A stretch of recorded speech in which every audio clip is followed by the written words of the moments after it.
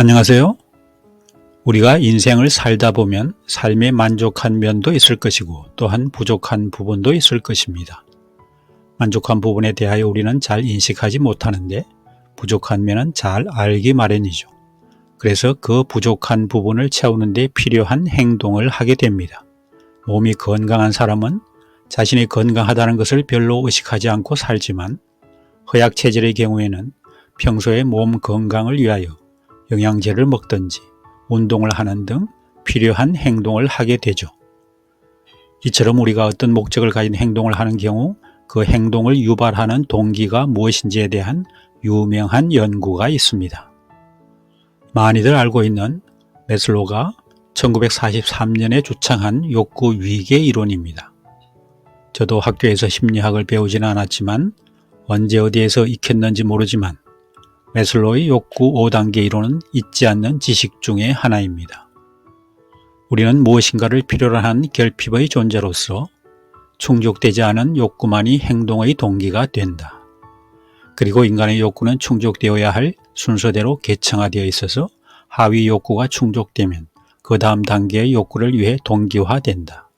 일단 욕구가 한번 충족되어 만족감을 느끼고 나면 사람은 그 다음 단계의 고수준 욕구를 또다시 추구하게 된다.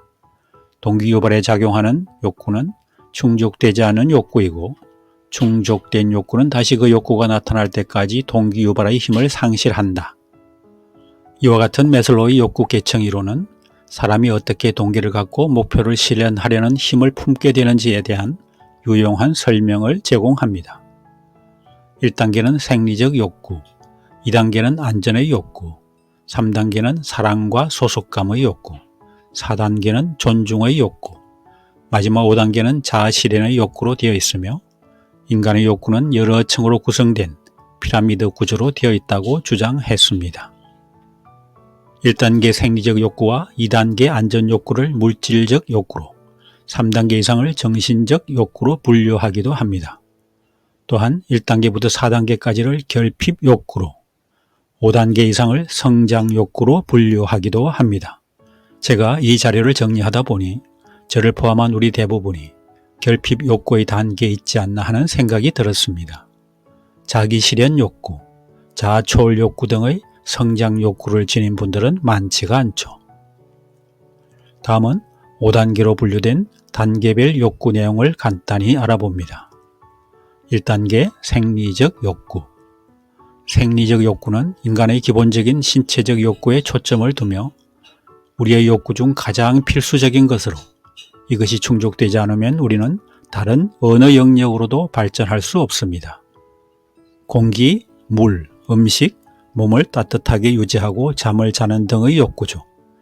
우리의 기본적인 행동은 생리적 욕구 때문에 가장 많이 동기가 부여됩니다. 우리가 배가 고프거나 목마르거나 피곤하거나 추울 때 우리는 다른 것을 고려하기 전에 이러한 욕구를 채울 방법을 찾을 것입니다. 2단계 안전 욕구. 개인의 기본적인 생리적 욕구가 충족되면 사람들을 행동으로 이끄는 다음 동기는 안전에 대한 욕구입니다. 신체적 건강, 감정적 안정감, 재정적 안정, 보안 등을 확보하여 건강이나 웰빙을 달성하고 두려움이나 억압으로부터 자유로워지는 것이 포함됩니다. 1단계 생리적 수준과 2단계 안전 수준은 기본적 욕구라고 불리는데 이는 대부분의 사람들이 추구하는 것이죠. 3단계 사랑과 소속감의 욕구. 1, 2단계 기본적인 욕구가 충족되면 세 번째 단계의 인간적 욕구인 사랑과 소속감을 추구합니다. 가족, 친구, 직장, 동호회, 커뮤니티의 일원이 되는 것이고 다른 사람들과 편안하게 연결되는 것입니다. 4단계 존경 욕구. 하위 세 가지 필요성이 충족되면 존경에 대한 요구사항이 동기부여의 원동력이 됩니다. 이러한 필요를 충족시키기 위해 개인은 미리 정해진 목표를 달성한 다음 다른 사람들에게 인정받고 감사를 받기를 바라죠. 사람들은 주변 사람들에게 소중하게 여겨지고 세상에 이바지하거나 변화를 만들고 있다고 느끼면서 자존감을 충족시킬 수 있고 개인은 자신의 능력에 자신감을 느끼고 세상에서 진정한 소명을 찾았다고 느낍니다. 5단계 자아 실현의 욕구. 매슬로우의 5단계 욕구 계층의 맨 위에는 자아 실현이 있습니다. 사람들은 인간으로서 자신의 잠재력을 최대한 발휘해야 가장 높은 수준에서 만족을 느낄 수 있습니다. 매슬로우는 자아 실현을 개인의 재능, 잠재력, 역량을 최대한 활용하는 것으로 정의했으며, 그러한 개인은 자신을 충족시키고 자신이 할 수 있는 최선을 다해 이를 수행하려는 욕구를 말합니다. 자아 실현의 목표는 그 자체로 최종 목표인 듯 하면서도 정체성을 초월하는 길로 나아가는 한 걸음인 듯 합니다. 자아 초월 욕구. 매슬로우는 1969년 죽기 1년 전 자아 초월 욕구라는 일계층을 추가하였습니다. 사람은 자신을 초월하는 무언가, 예를 들어 이타주의나 영성에 자신을 바치는 데서 가장 충만한 실현을 찾을 수 있습니다. 매슬로우의 계층 구조는 사실 초월 욕구에서 정점을 이루는데, 여기서 개인은 자신의 개인적 자아를 넘어선 무언가와 연결되고 더 높은 의식 상태를 경험하고자 합니다. 초월 단계에서는 개인적 이익을 초월하는 가치에 의해 동기를 부여받으며 집단적 이익과 개인적 경계와 한계를 초월하는 목적의 실현을 목표로 합니다. 이것은 통일감, 상호 연결성, 삶의 경험에 대한 더 광범위한 이해와 감사를 촉진합니다. 영적 깨달음에 대한 추구는 초월에 대한 인간의 욕구의 전형적인 예입니다. 깨달음은 명상, 기도 또는 영적 수행을 통해 더 높은 힘과의 연결을 추구하는 것입니다.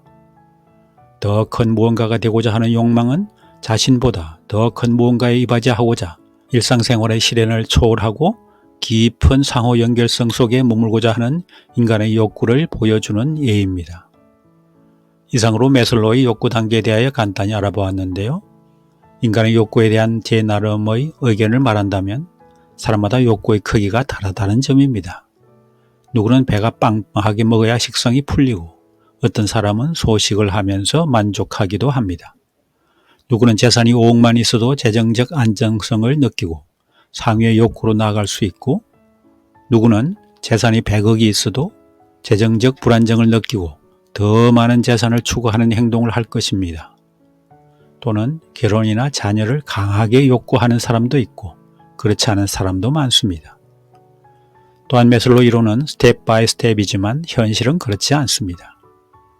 하위 단계의 모든 욕구가 모두 충족되지 않더라도 상위 욕구를 추구할 수 있다는 것입니다. 욕구 이론에 따르면 많은 사람이 생존 모드에 집중하고 있는 것이 사실이고, 그러다 보니 결핍 욕구 수준에 머무르고 있습니다. 따라서 대부분의 사람들이 기원하는 내용은 무언가를 더 주세요 입니다. 결핍 욕구를 벗어난 사람들의 감정은 오직 감사합니다 이겠죠. 삶에서 감사합니다가 더 주세요보다 많으면 좋겠습니다.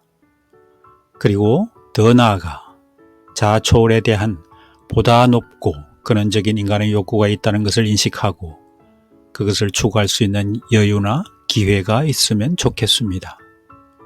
감사합니다.